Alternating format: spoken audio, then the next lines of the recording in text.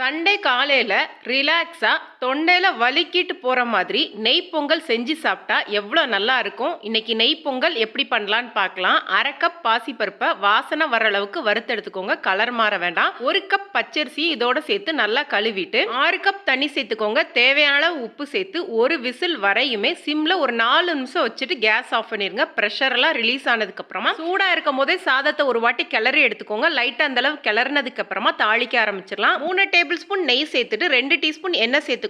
இதுல சீரகம், மிளகு, பெருங்காயம் போட்டு பொரிஞ்சதுக்கு அப்புறமா சின்ன சின்னதா கட் பண்ண இஞ்சி சேர்த்து நல்லா பொரிய வச்சதுக்கு அப்புறமா முந்திரி பருப்பும் கருவேப்பிலையும் போட்டு பொரிய வச்சு எடுத்துக்கோங்க. இது பொன்னிறமா ஆனதுக்கு அப்புறமா சூடா இருக்க பொங்கல்ல சேர்த்து நல்லா கிளறி எடுத்துக்கோங்க. ரொம்ப கிளற வேண்டாம். லைட்டா 2 வாட்டி கிளறினதுக்கு அப்புறமா மேலாப்புல இன்னும் ஒரு 2 டீஸ்பூன் நெய் சேர்த்து கிளறிட்டீங்கன்னா சுட சுட சாப்பிட்டுருங்க. டேஸ்ட் ரொம்ப நல்லா இருக்கும். லேட்டா சாப்பிட்றதா இருந்தா ஹாட் பேக்ல எடுத்து வச்சிருங்க.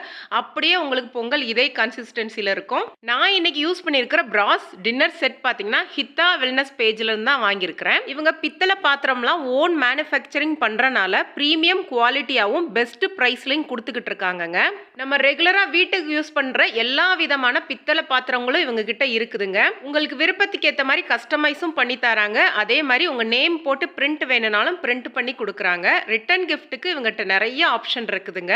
இவங்களோட கான்டாக்ட் டீட்டெயிலும் வெப்சைட் டீட்டெயிலும் கொடுத்துருக்கிறேன். பேஜையும் டேக் பண்ணியிருக்கேன். கண்டிப்பா செக் பண்ணி பாருங்க. நன்றி, வணக்கம்.